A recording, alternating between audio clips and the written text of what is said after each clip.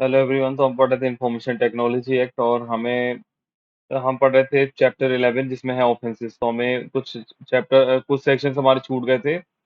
जिन्हें हमें कंप्लीट करना। तो कंप्लीट करते हैं रिमेनिंग सेक्शंस। तो सेक्शन नंबर 69 है power to issue directions for interception और मॉनिटरिंग और decryption of any information through any computer resource.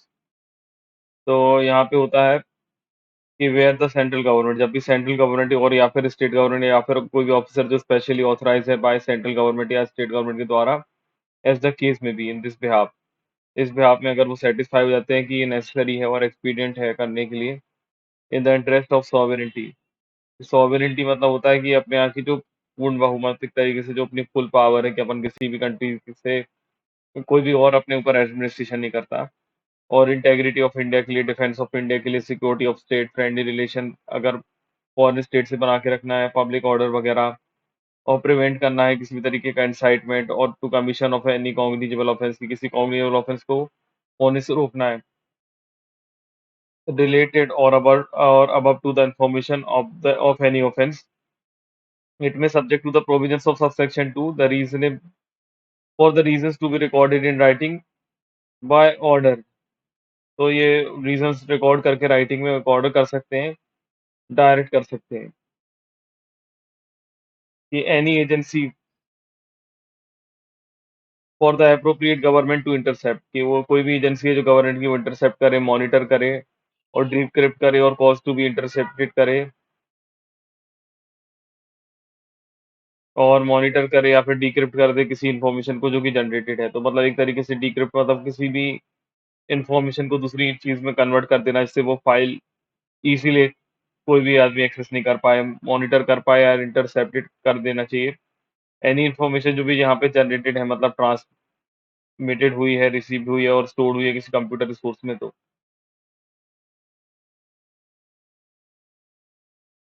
फिर जो प्रोसीजर और सेफ गार्ड है वो subject to the which such interception और monitoring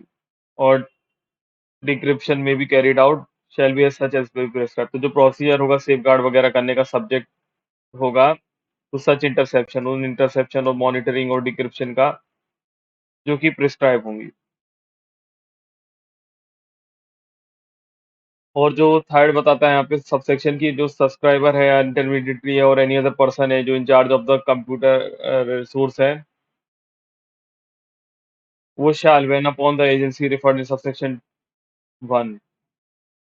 extend all facility and technical assistant to. तो जो भी सब्सक्राइबर या इंटरमीडिएट है उन पर्सन को जब भी यहाँ पे, मतलब या फिर कोई other officer in charge of the, sorry मतलब any person in charge of the computer resource है, ये जो तीनों पर्सन है इनको क्या करना पड़ेगा जब भी यहाँ पे एजेंसी दी है सबसेक्शन 1 में किसी उनका कुछ इस मैटर में वो कुछ काम कर रहे हैं जो फर्स्ट सेक्शन का दिया हुआ है,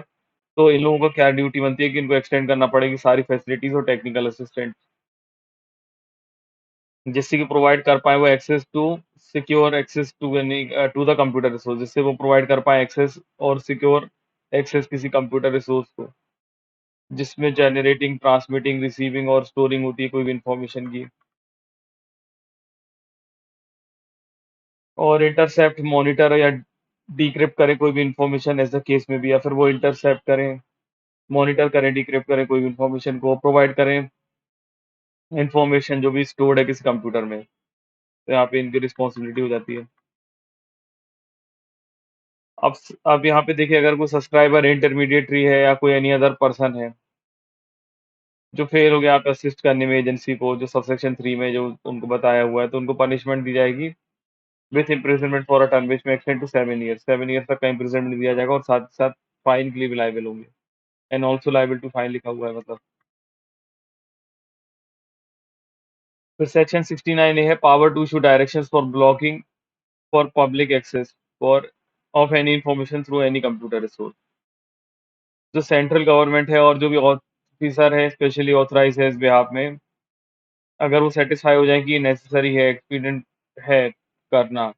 in the interest of sovereignty, integrity और इंटेग्रिटी ऑफ इंडिया वगैरह, डिफेंस ऑफ इंडिया वगैरह के लिए,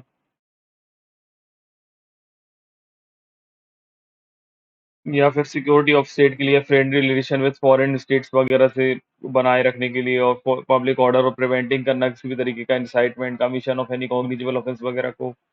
जो रिलेटेड है अब। तो इट में subject to the provisions of subsection 2 के प्रोविजंस के according for reasons to be record in writing, writing में रीजंस को रिकॉर्ड करके बाय ऑर्डर वो डायरेक्ट कर सकते हैं कि एजेंसी और जो गवर्नमेंट और इंटरमीडिएटरी है वो ब्लॉक करें access by the public, for access by the public, और cause to be blocked for access by the public any information generated, transmitted, received, stored या फिर होस्टेड है किसी भी कंप्यूटर रिसोर्स में। तो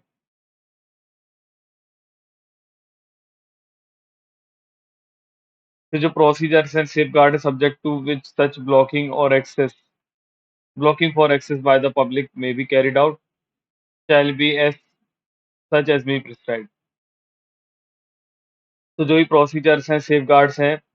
वो सब्जेक्ट टू सच ब्लॉकिंग होगी, और फॉर एक्सेस बाय पब्लिक वगैरह एक्सेस के लिए जिसको पब्लिक को रोक देते हैं, वो किस तरीके से कैरिड आउट की जाएगी, तो वो की जाएगी एज मे बी प्रिस्क्राइब,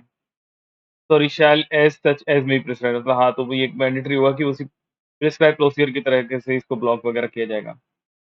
और जो इंटरमीडिएटरी और जो भी है इंटरमीडिएटरी जो कंप्लाई फेल हो गए कंप्लाई करने में, जो भी डायरेक्शन वगैरह इशू किए गए सबसेक्शन 1 में, shall B punished with imprisonment for a term which may extend to 7 years and shall also be liable to fine। तो उनको कितनी सजा मिलेगी? उनको 7 साल तक की सजा मिलेगी और फाइन भी उनके ऊपर लगेगा। तो सेक्शन 69 बी है power to authorise to monitor and collect traffic data और information through any computer resource for cyber security. तो यहाँ पे ऑथराइज कर सकते हैं कि मॉनिटर करा सके, मतलब उसको देख रेख करी जा सके, कलेक्ट करा जा सके ट्रैफिक डेटा को या इंफॉर्मेशन जो भी कंप्यूटर रिसोर्स में है, क्या पर्पज के लिए? साइबर सिक्योरिटी के लिए। तो वही बात है कि जब भी सेंट्रल गवर्नमेंट है में एनहेंस साइबर सिक्योरिटी, तो साइबर सिक्योरिटी को एनहेंस कर सकती है आइडेंटिफिकेशन करने के लिए, एनालिसिस करने के लिए, प्रिवेंशन ऑफ इंट्रूजन और spread of computer contaminant in the country, मतलब यहाँ पे प्रिवेंट कर सकती हैं वो इंट्रूशन को और spread of computer contaminant in the country को by notification the official gazette करके वो ऑथराइज कर सकती हैं any agency of the government को कि वो मॉनिटर कर सकती है, कलेक्ट कर सकती है ट्रैफिक डेटा को, और जो भी इंफॉर्मेशन जनरेटेड है, ट्रांसमिटेड होना है, रिसीव्ड होना है और स्टोर्ड होना है किसी कंप्यूटर रिसोर्स में। अब जो इंटरमीडिएटरी है, any person in charge of the computer resource है shall when called upon by the agency, जब भी एजेंसी उनको बोल रही है, कोई भी इंटरमीडिएटरी को या कोई भी पर्सन जो इंचार्ज है कंप्यूटर रिसोर्स का,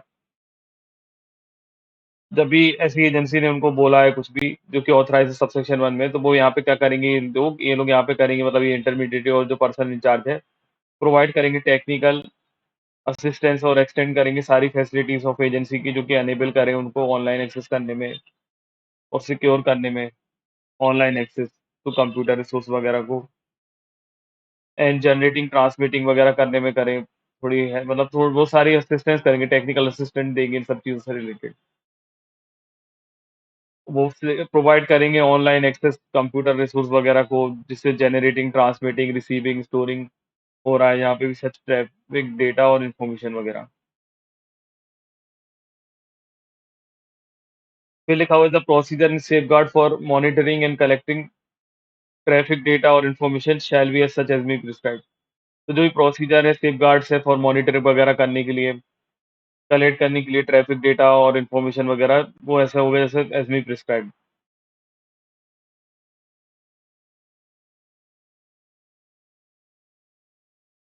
तो सबसेक्शन 4 है कि एनी इंटरमीडिएटरी, अब कोई भी इंटरमीडिएटरी है या तो वो इंटेंशनली या मतलब जानबूझ के या नोइंगली वो कॉन्ट्रवेन करता है यहाँ पे प्रोविजंस ऑफ सबसेक्शन 2 को, तो उसको पनिशमेंट होगी imprisonment for a term which में एक्सटेंड टू 3 इयर्स। तो यहाँ पे 3 इयर्स ही है, and shall also be liable to fine. बाकी सब जगह हमने यहाँ पे दोनों सेक्शनों में ऊपर प्रीवियस क्या देखा था, हमने देखा था यहाँ पे 7 इयर्स है ए में भी, जहाँ पे ब्लॉक करने के लिए बोला था, या जहाँ पे मॉनिटर डिक्रिप्ट वगैरह करने के लिए बोला था, वहां पे भी कितना था, वहां पे भी 7 था। और मतलब जहाँ पे ब्लॉक करने के लिए बोला तो वहाँ पे भी साथ था, और जहाँ पे ऑथराइज किया है कलेक्ट करने के लिए थ्रू कंप्यूटर रिसोर्स वगैरह साइबर सिक्योरिटी से, तो यहाँ पे 3 है। मतलब जहाँ पे केवल मॉनिटर करके कलेक्ट करना था ट्रैफिक डेटा वगैरह को, इन्फॉर्मेशन कंप्यूटर रिसोर्स वगैरह से, उसमें सिर्फ 3 है इसमें। और साथ ही साथ shall also be liable to fine. तो for the purpose of this section computer contaminant का मतलब क्या तो वही मतलब होता है जो असाइन किया हुआ है सेक्शन 43 में। और ट्रैफिक डाटा का मतलब होता है कोई भी डेटा आइडेंटिफाइंग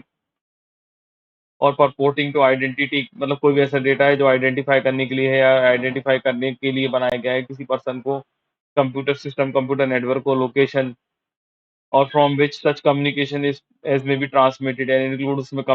क्या क्या इंक्लूड होता है, तो communication origin, destination, route, time, data size, duration, type, underlining service वगैरह और अदर इन्फॉर्मेशन वो उसमें आ जाती है।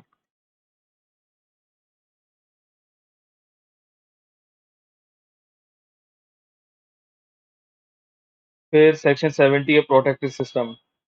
तो एप्रोप्रिएट गवर्नमेंट जो है वो नोटिफिकेशन इशू करके ऑफिशियल गैजेट में वो डिक्लेयर कर सकती है किसी भी कंप्यूटर रिसोर्स को, या तो डायरेक्टली इनडायरेक्टली जो अफेक्ट करता है facility of critical information infrastructure को,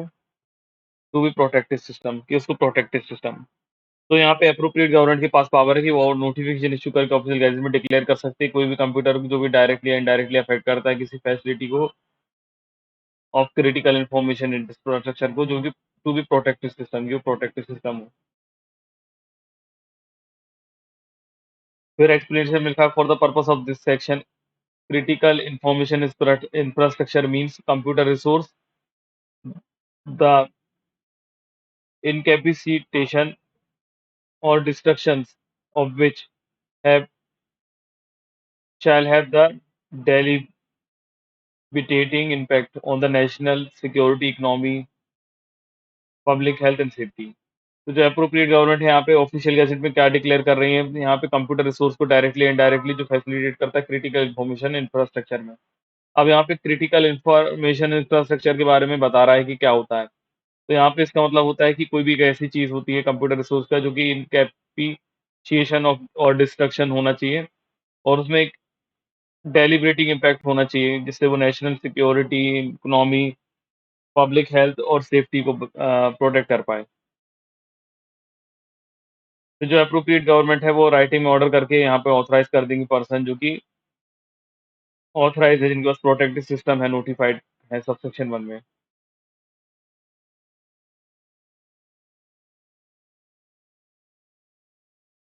मतलब अप्रोप्रिएट गवर्नमेंट यहाँ पे ऑर्डर करके राइटिंग में ऑथराइज कर देंगी किसी पर्सन को जिसके पास यहाँ पे ऑथराइज टू एक्सेस होगा प्रोटेक्टेड सिस्टम, जो कि नोटिफाइड होगा अंडर सबसेक्शन 1 में। सबसेक्शन 3 है any person who secures access. अब कोई पर्सन है जो सिक्योर करता है एक्सेस और अटेम्प्ट टू सिक्योर करता है किसी भी एक्सेस को, प्रोटेक्टेड सिस्टम को, contravention of the provisions of this section. कोई पर्सन है यहाँ पे अगर एक्स जिस पर सिक्योर एक्सेस है यहाँ पे, और वो अटेम्प्ट करता है सिक्योर एक्सेस टू ए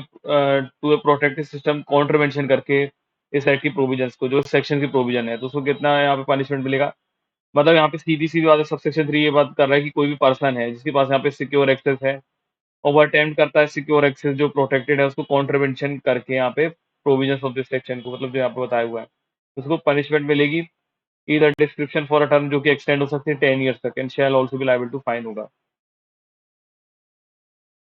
तो सेंट्रल गवर्नमेंट जो है प्रिस्क्राइब करेगी कि information security practices and procedures जो होंगे प्रोटेक्टेड सिस्टम के, तो सेंट्रल गवर्नमेंट यहाँ पे प्रिस्क्राइब करेगी नोटिफिकेशन इशू करके, मतलब सॉरी सेंट्रल गवर्नमेंट यहाँ पे प्रिस्क्राइब करेगी इंफॉर्मेशन सिक्योरिटी प्रोसीजर और प्रैक्टिसेस जो कि सिक्योर सिस्टम वगैरह से होंगे।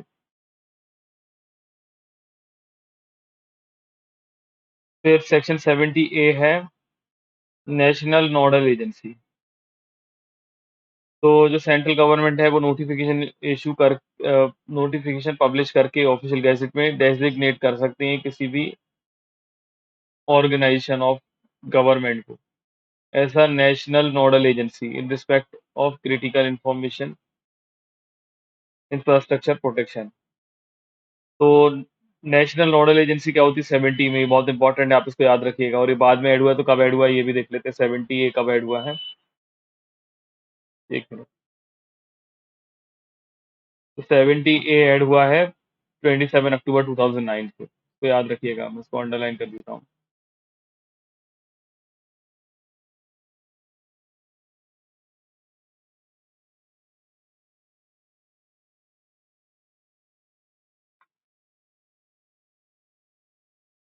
एक मिनट।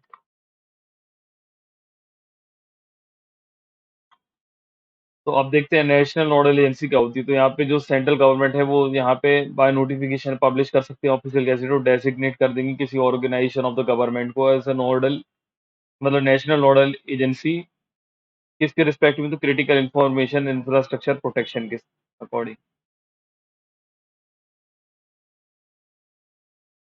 तो जो नेशनल नोडल एजेंसी जो कि डेजिग्नेटेड है अंडर सबसेक्शन 1, वो रिस्पॉन्सिबल होंगी सारे मेजर्स को इंक्लूडिंग रिसर्च एंड डेवलपमेंट जो कि रिलेटिंग है protection of critical information infrastructure से रिलेटेड।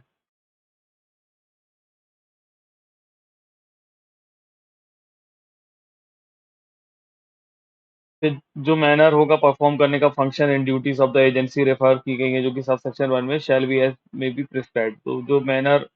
ऑफ परफॉर्मिंग फंक्शन और ड्यूटीज वगैरह होगा एजेंसी का जो कि सब सेक्शन 1 में रेफर्ड है, वो एज मे प्रिस्क्राइब होगी।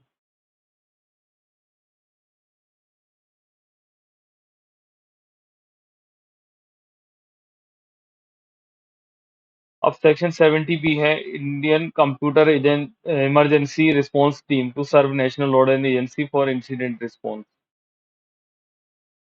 तो यहाँ पे Indian computer emergency response team भी होगी जो सर्व करेगी नेशनल नोडल एजेंसी को, जो भी इंसिडेंटल रिस्पांस वगैरह से रिलेटेड है। तो जो सेंट्रल गवर्नमेंट है वो यहाँ पे नोटिफिकेशन इशू करके ऑफिशियल गैजेट में अपॉइंट कर सकती है एजेंसी ऑफ द गवर्नमेंट को, जो कि computer sorry Indian computer emergency response team होगी। और सेंट्रल गवर्नमेंट प्रोवाइड करेगी एजेंसी जो कि रेफर किए गए सबसेक्शन 1 विद डायरेक्टर जनरल और such other officers and employees जो कि प्रिस्क्राइब्ड हो।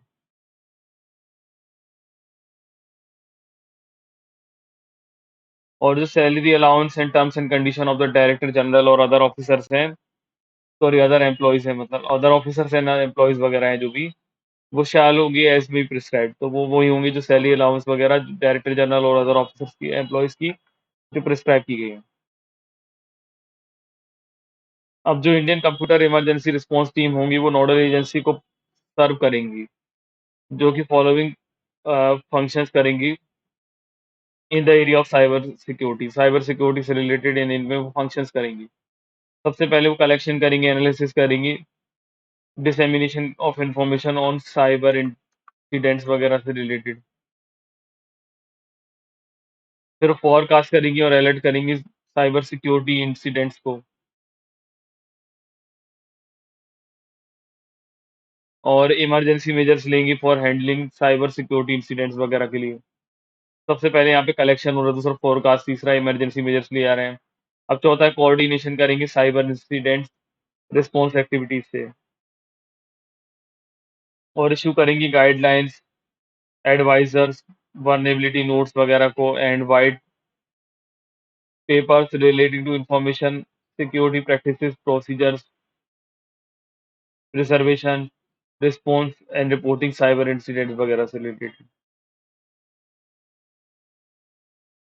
और सच अदर फंक्शंस जो होंगे साइबर सिक्योरिटी जैसा कि प्रिस्क्राइब करे वो होंगी।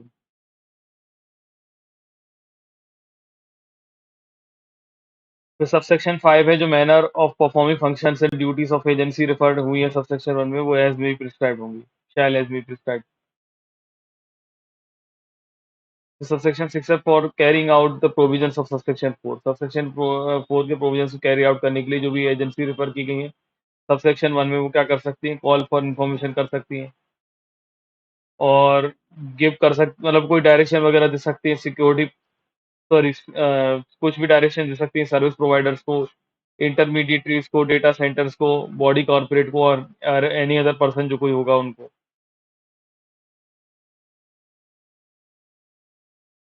फिर एनी सर्विस प्रोवाइडर इंटरमीडिएटरीज या डेटा एंट्रीज वगैरह जो भी बॉडी कॉर्पोरेट है और कोई पर्सन है जो फेल हो जाता है यहाँ पे, प्रोवाइड करने में इन्फॉर्मेशन जो उनको कंप्लाई करना थी, यहाँ पे डायरेक्शन जो इशू हुए थे उनके उनको मतलब सबसेक्शन 6 में, अगर वो यहाँ पे फेल हो जाते हैं ये लोग सर्विस प्रोवाइडर, इंटरमीडिएटरीज या डेटा एंट्री वगैरह जो है बॉडी कॉर्पोरेट या कोई पर्सन है जिनको यहाँ पे ये डायरेक्शन दिए गए थे, तो उनको पनिशमेंट होगी with imprisonment for a term जो कि एक्सटेंड होगा 1 ईयर तक का, और फाइन लगेगा 1 लाख रुपीज तक का दोनों। लेकिन यहाँ पे एक पॉइंट है 8 सबसेक्शन में कि no court shall take cognizance, कोई भी कोर्ट कॉग्निजेंस नहीं ले किसी ऑफेंस का इस सेक्शन में, जब तक कि कंप्लेंट जो है वो मतलब इस सेक्शन में जब तक कि कंप्लेंट जो है वो ऑथराइज ऑफिसर नहीं करता है यहाँ पे इन दिस बिहाफ।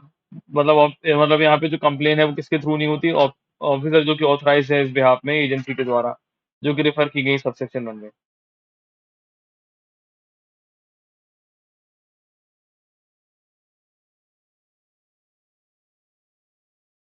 तो सेक्शन 75 है act to apply for offence और कॉन्ट्रीवेंशन कमिटेड आउटसाइड इंडिया।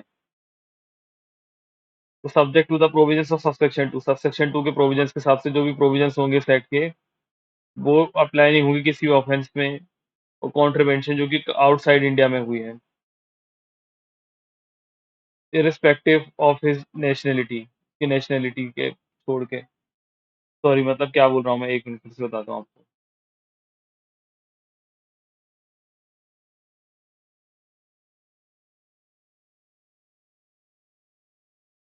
तो जो एक्ट हुए मतलब सेक्शन 75 बोलता है act to apply for offence और कॉन्ट्रीवेंशन कमिटेड आउटसाइड इंडिया, तो ये एक्ट उन पे भी अप्लाई होगा जो भी एक्ट है ऑफेंसेस है कॉन्ट्रीवेंशन वगैरह है आउटसाइड इंडिया हुए हैं, subject to the provisions of subsection 2 के प्रोविजंस के अकॉर्डिंग यहाँ पे जो प्रोविजंस है इस एक्ट के वो अप्लाई होते हैं कोई भी ऑफेंस कॉन्ट्रीवेंशन जो कि कमिट हुई है outside India by any person respective of his nationality. इससे फर्क नहीं पड़ता कि वो कौन सी देश का नागरिक है, ये उसके अगेंस्ट हम एक्शन वगैरह ले सकते हैं, मतलब उसको भी हम यहाँ पे एक तरीके से कन्विक्ट कर सकते हैं। तो सबसेक्शन 2 बोलता है for the purpose of subsection 1, subsection 1 के पर्पस के लिए the act shall apply to an offence और contravention committed outside India by any person, मतलब किसी पर्सन ने किया है, इफ द एक्ट और conduct constituting an offense or contravention involves a computer system, computer network located in India। तो यहाँ पे सबसेक्शन 1 के पर्पस के लिए कोई भी एक्ट जो है वो अप्लाई होता है, मतलब सबसेक्शन 1 के पर्पस के लिए जो एक्ट है वो यहाँ पे कोई भी ऑफेंस होगा उस पे भी अप्लाई हो जाएगा जो कि कमिटेड आउटसाइड इंडिया होता है बाय एनी पर्सन, मतलब किसी पर्सन ने किया हो। इफ अगर जो वो एक्ट जो वो कर रहा है मतलब कंडक्ट वगैरह जो उसका है ऑफेंस करते टाइम जो कॉन्ट्रोवेंशन वगैरह कर रहा है वो इन्वॉल्व कर रहा है किसी कंप्यूटर सिस्टम को, कंप्यूटर नेटवर्क को जो कि लोकेटेड इंडिया है, मतलब टारगेट हमारे कंप्यूटर को कर रहा है, जो भी आउटसाइडर आदमी कुछ काम कर रहा है जो इस साइड का कॉन्ट्रीवेंशन है और क्या टारगेट कर रहा है वो हमारे इंडियन कंप्यूटर्स को टारगेट कर रहा है। ऐसा आईपीसी में भी हम पढ़ते हैं, सेक्शन 3 है आई थिंक, उसमें भी ऐसी सेम बात बोली गई है।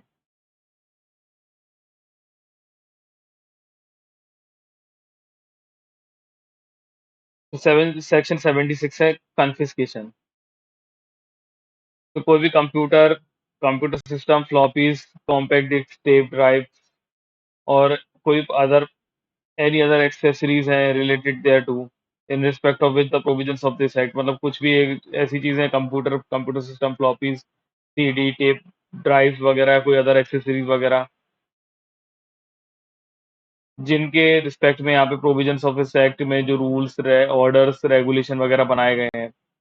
जिनके थ्रू वो कॉन्ट्रीवेंट किया गया है, देयर अंडर हैव बीन और इज बीइंग कॉन्ट्रीवेंट, जो कॉन्ट्रीवेंट किया गया है तो यहाँ पे वो लाइबल हो जाएगा कन्फिस्केशन होने के लिए।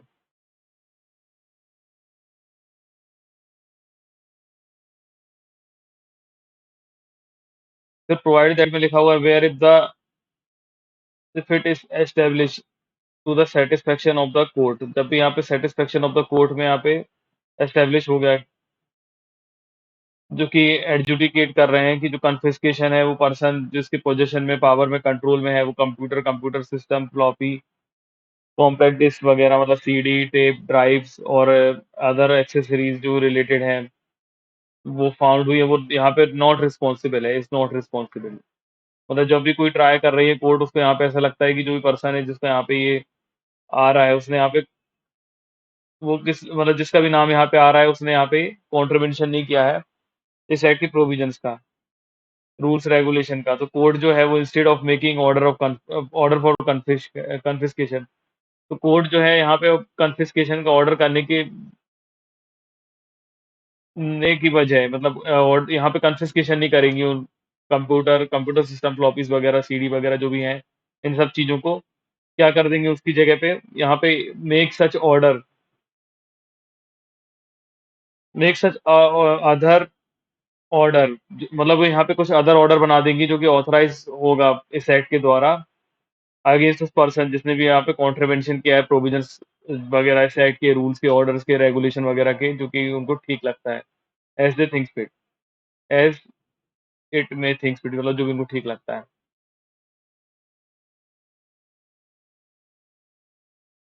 ये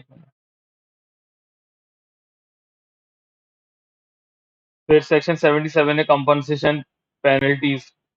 और confiscation not to interfere with other punishment, तो किसी भी तरीके का कंपनसेशन वगैरह यहाँ पे जो अवॉर्ड कर दिया गया है, पेनल्टी इम्पोज कर दी गई है कम, और कन्फिस्केशन कन्फिस्केशन यहाँ पे हुआ है अंडर इस एक्ट में, वो प्रिवेंट करेगा किसी भी अवॉर्ड ऑफ कंपनसेशन को imposition of any other penalty, मतलब यहाँ पे अगर एक सीधी सी बात कर रहा है कि कन्फिस्केशन पेनल्टी और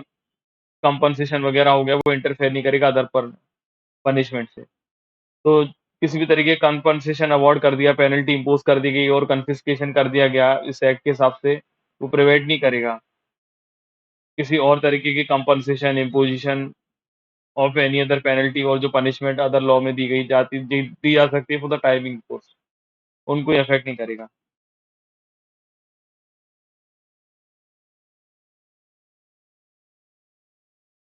फिर सेक्शन 77A है।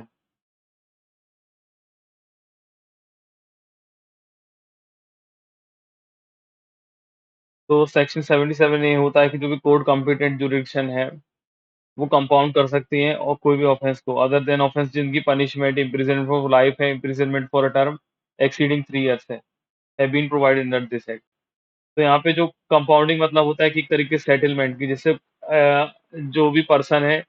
वो कंपनसेशन वगैरह देके और पार्टीज को सेट मतलब पार्टीज के साथ सेटलमेंट कर लेता है कि हाँ मैंने ऑफेंस किया है, लेकिन अब हम लोग आगे से एक तरीके से एग्री हो गए हैं कि वो अपना केस वापस ले लेता है, अपोजिशन मतलब कंपाउंडिंग मतलब सेटलमेंट कर लेना। तो जो कोर्ट है वो कॉम्पिटेंट जुरिडिक्शन का वो यहाँ पे कंपाउंड करा सकता है ऑफेंस को, जो भी offence other than imprisonment for life या इम्प्रिजनमेंट जिनका इम्प्रिजनमेंट 3 साल से ज्यादा का ना हो, जो कि इस एक्ट में प्रोवाइड की गई हो। तो प्रोवाइडेड दैट कोर्ट अगर है उसने कोर्ट शैल नॉट कंपाउंड, तो यहाँ पे प्रोवाइडेड दैट में लिखा हुआ कोर्ट वो उसने ऑफेंसेस कंपाउंड नहीं करेगी जहाँ पे एक्यूज्ड है जिसने प्रीवियस कन्विक्शन की थी, वो प्रीवियस कन्विक्शन करने की वजह से उसको यहाँ पे ज्यादा पनिशमेंट दी जाना है चाहिए, और पनिशमेंट देना चाहिए यहाँ पे डिफरेंट काइंड की, तो यहाँ पे कंपाउंड नहीं होगा, मतलब एक ही बार करवा सकते हैं। दोबारा अगर उसी सेम ऑफेंस के लिए या वैसे सिमिलर ऑफेंस के लिए आपने कॉन्ट्रीवेंशन किया तो आप इस चीज का बेनिफिट नहीं ले पाते, सीधी बात है। फिर provided that the court shall not compound any offence where the offence affect the socio economic condition of the country.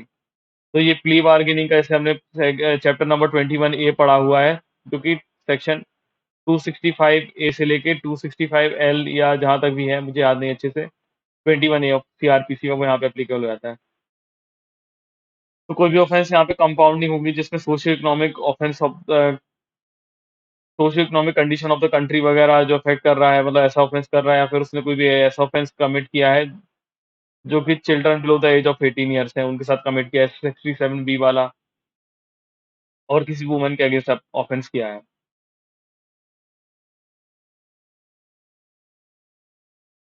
फिर उसके बाद लिखा हुआ है the person accused of an offence under this act में file an application for compounding in the court, तो जो person accused है किसी भी ऑफेंस का इस एक्ट में वो फाइल कर सकते हैं कंपाउंडिंग कराने के लिए कोर्ट में, जो भी ऑफेंस पेंडिंग है ट्रायल में, और प्रोविजंस होंगे section 265B 265C of the CrPC के वो यहाँ अप्लाई हो जाएंगे।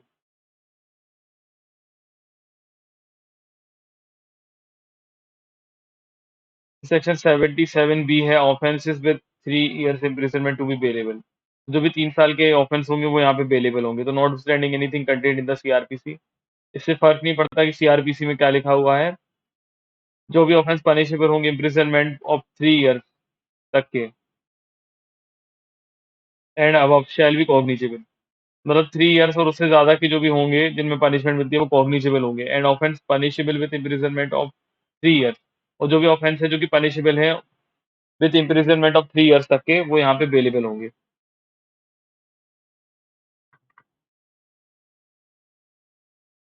फिर सेक्शन 78 है पावर टू इन्वेस्टिगेट ऑफेंसेस। तो not standing anything contained in the CrPC, इससे फर्क नहीं पड़ता सीआरपीसी में क्या लिखा हुआ है। तो आप पुलिस ऑफिसर जो है यहाँ पे